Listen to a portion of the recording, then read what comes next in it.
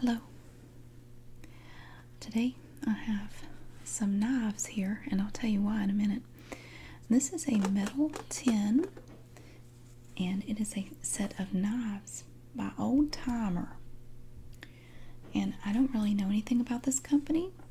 It says here on the side of the box, it's kind of hard to read, but it says a family tradition since 1904. And I'll have to take their word for it. Like I said, I don't know anything about knives at all. The box itself is made of metal. It's like a tin box, and it's painted. And it's kind of 3D. It's raised, like where the fingers are and the knife. They're kind of raised up a little bit. And you can't really see it, except when the light shines on it a little bit. You can kind of see that this part, the fingers, are raised up a little bit. And then the bottom tells you about the knives. And this is Schrade. Okay, they're made by Schrade. This commemorative tin celebrates one of Schrade's most well-known brands, Old Timer. First used in 1958, Old Timer has become a staple for many generations of families and is recognized worldwide as some of the most reliable and trustworthy cutlery products available. In 1904, Louis Cho and George Schrade started a company that would become one of the leading cutlery manufacturers in the world. The name of this company was Schrade Cutlery Company, and it was originally located in Walden, New York. You have a comma splice and a run-on sentence right there. Sorry.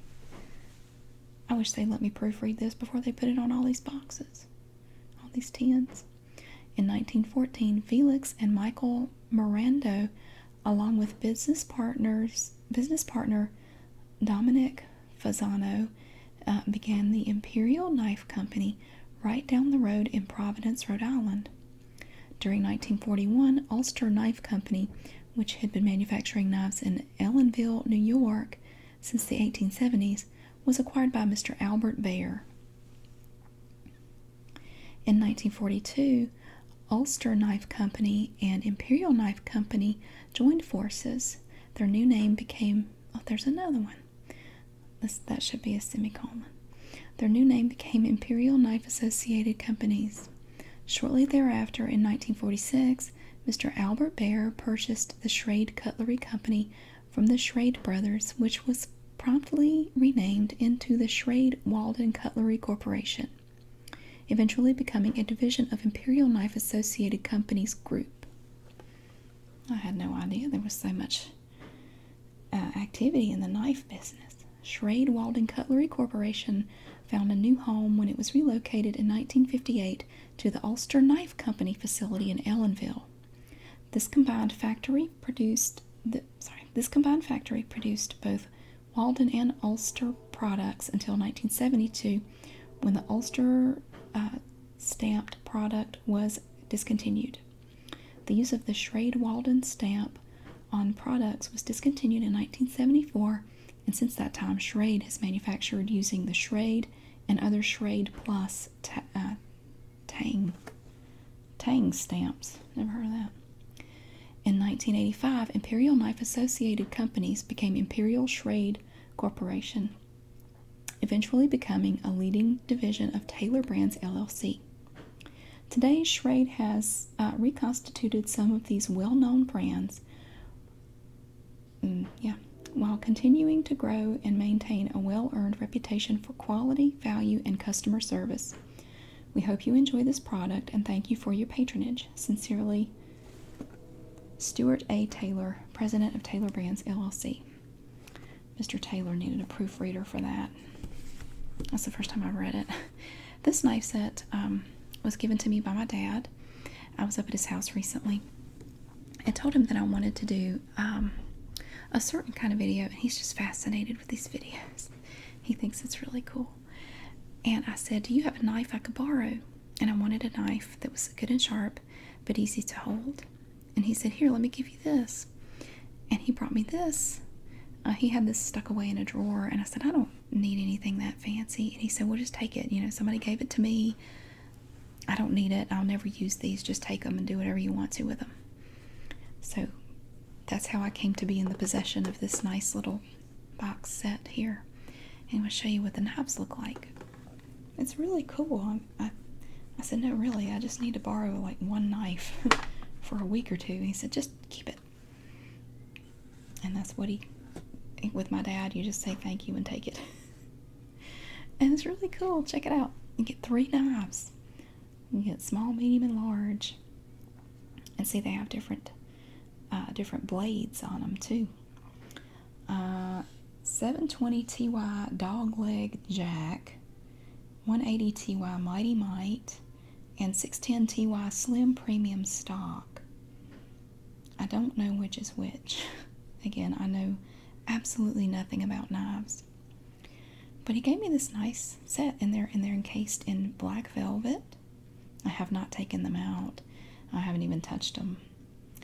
But what I wanted a knife for, I wanted to do a video with some whittling in it. Now, I have never whittled anything in my life, which is, maybe you think it's a little crazy because I grew up in the South, but believe it or not, we have not all whittled something. I never have. I've seen it done, and it actually looks very relaxing. And the thing that made me think of it was,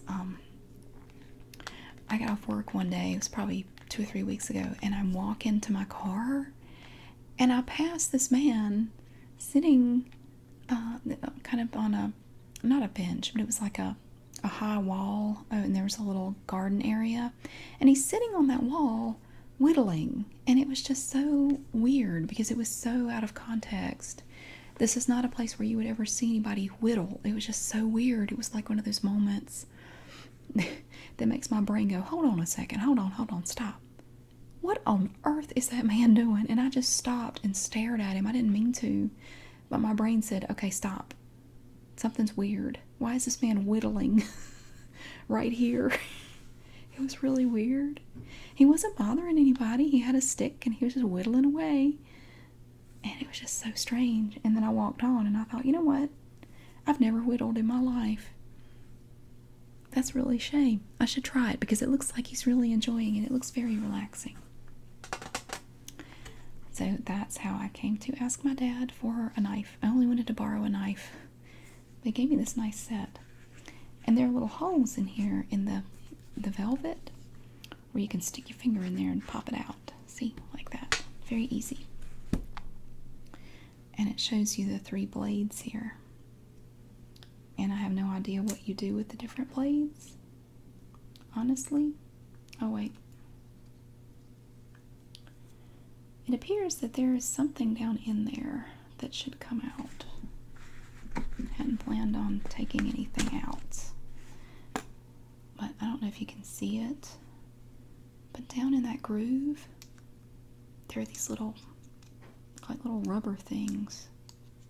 I'm going to try not to cut myself. Don't worry. See, I've got one of them out. It's like a little thing. I don't know. I guess that's just to keep the knife from going down in there. I don't know. I'm going to pull that out. See, there are 2. This one has something down in there. Oh yeah, there's one in there too. Stick that right there for now. Honestly, I don't know what I'm going to do with these knives. I actually have a couple pocket knives, but they're not terribly sharp.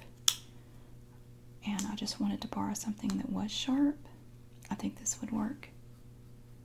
Yeah, it's pretty sharp. Okay. Okay, this one shows you it has the number on it. Don't worry. I know what I'm doing. 610 TY. So that's the big one. I guess they just go in order of size, like smallest to biggest. Okay. So I think I'm going to use this one. I'm going to move the tin out of the way. And my dad was also kind enough to give me some of this. This is white pine. And it's just a piece he took me out, and he has a woodworking shop at his house. So he took me over to the woodworking at the carpentry shop. And he had some pieces of white pine laying around out there, and he cut some into pieces that I could kind of hold in my hand. And he cut them in different thicknesses, widths. so I could decide which one I wanted to use, or I could use all of them if I wanted to. And these are all just pieces of dry white pine. And it actually smells really good because this was cut recently, so it's really fresh. It has a nice smell to it. So they're dry, and if you know anything about wood, you can tell by the way it sounds that it's kind of dry. Now, I don't know which one of these would be best for whittling. I'm probably going to end up getting a splinter in my hand. I don't guess it matters. And I don't know how to whittle anything in particular. Let's start with the middle size one. So you could take your knife, and I would assume you just start on the corner. I don't know. Oh, look, I'm cutting the corner off.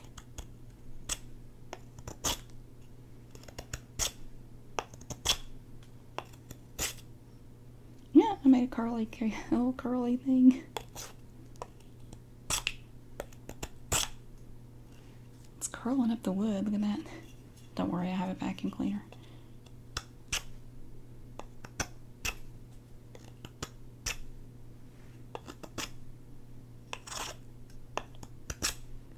This is hard. You really kind of have to bear down to get it to cut.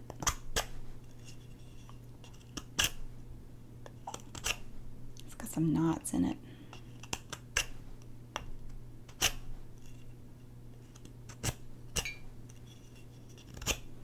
I'm just cutting the corners or the edges.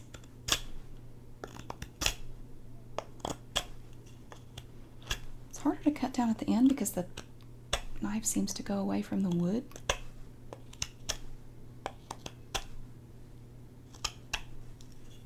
This is hard. I'm not cut out for this. How is this relaxing? I don't know. I mean, the knife is pretty sharp.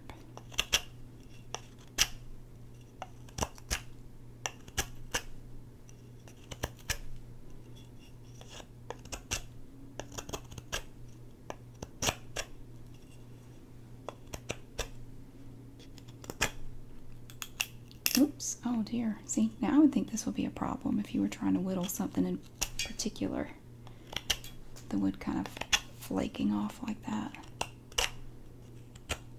I think it might actually be a little too dry. I don't know what kind of wood would be good for whittling. My dad said white pine would be good, but he said it was soft. I think it's too dry. Not that I would know one way or the other.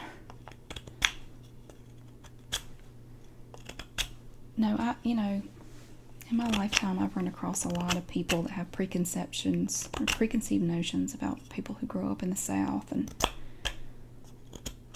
they're not always true. And when you tell them that, they don't believe you. It's like, I think I would know. This is the first time I've ever whittled anything in my life.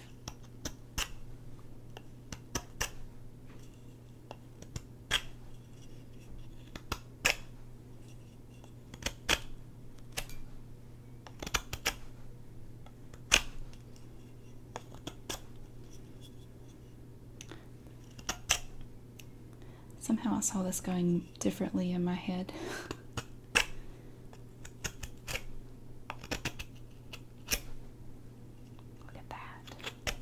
Ooh.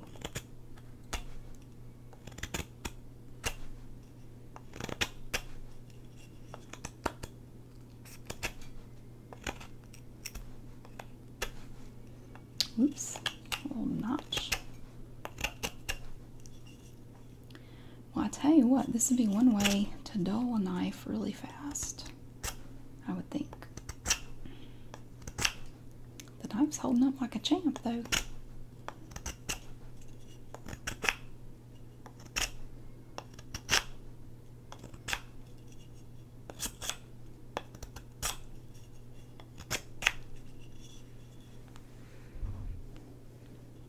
I don't know how relaxing this is. Let's turn it this way. Have some new corners, new edges, because they're easier. said, I think I'm too lazy to do this as an actual regular thing.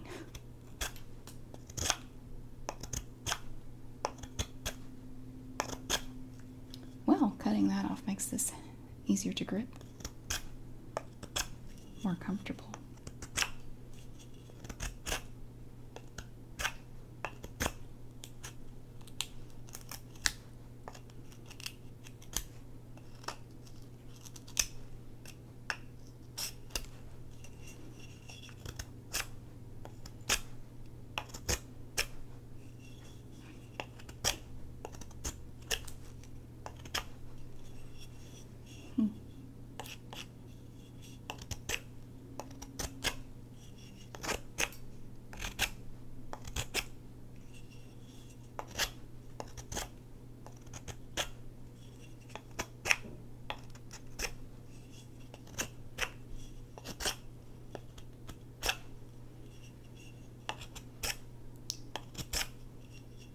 That's all nice and leveled off on the corners, on the edges.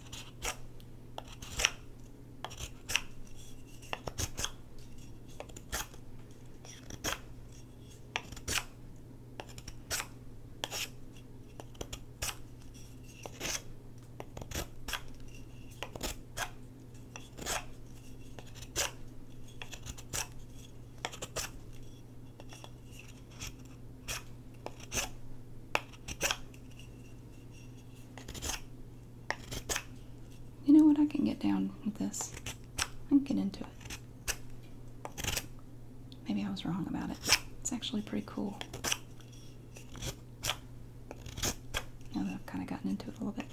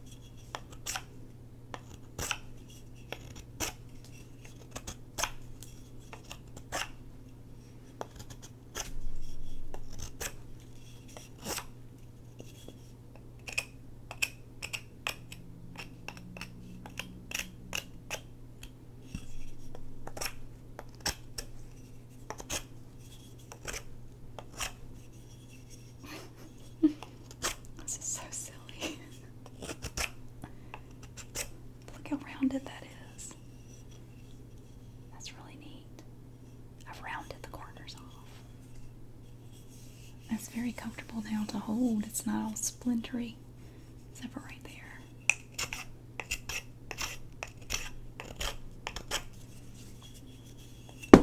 Oops, sorry.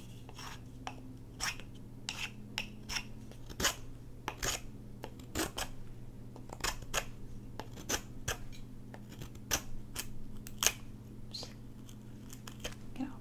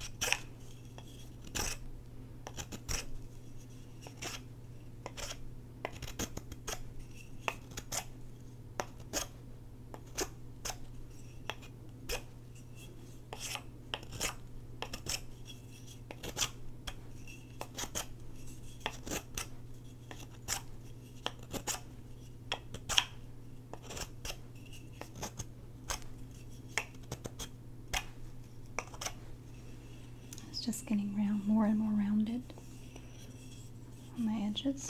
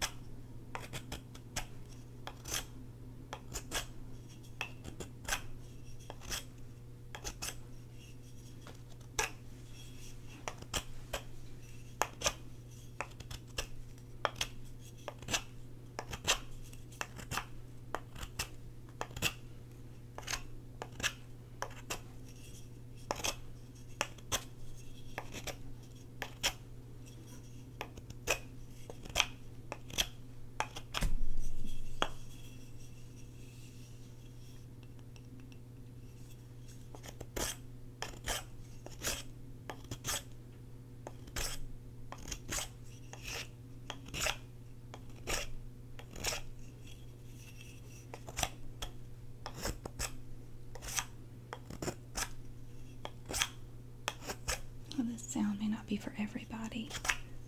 Maybe somebody out there will like it. You never know. I think we could all agree that ASMR is not a one-size-fits-all phenomenon.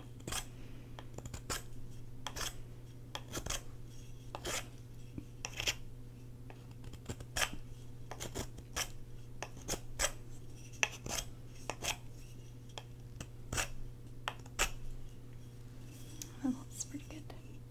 Let's try the skinny one.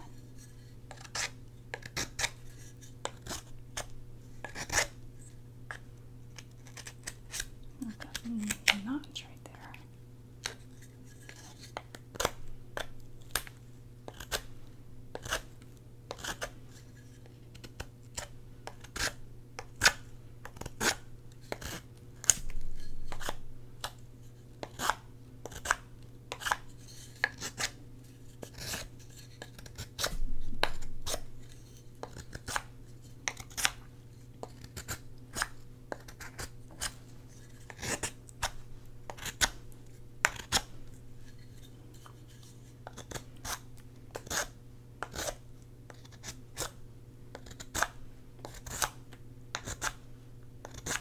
One thing that works for you may not work for somebody else, and vice versa. As my daddy says, everybody don't want a Buick. One size does not fit all.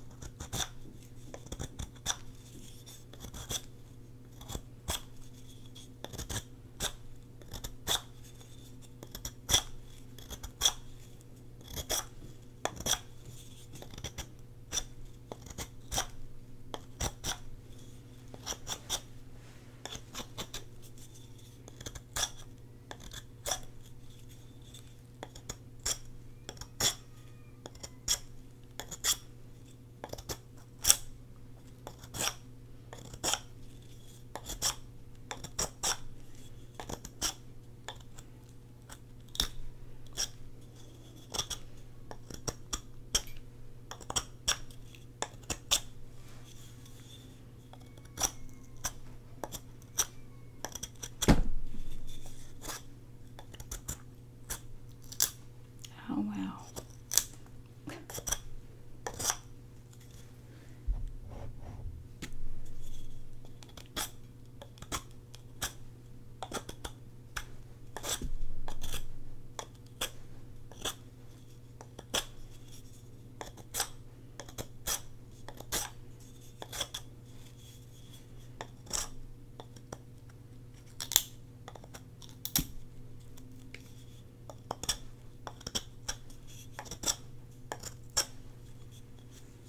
Okay.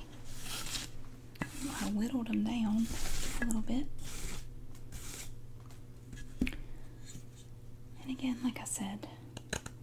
I know this may not be for everybody, but I hope you enjoyed my whittling video. It actually is kind of relaxing, or it's a good stress reliever, I guess I should say, to do this, because it exerts some energy, and it's actually kind of cool. Gives you something to focus on instead of whatever might be bothering you. So if you've never whittled, I would recommend giving it a try. Can't hurt. You might like it. It's a big old knot right there.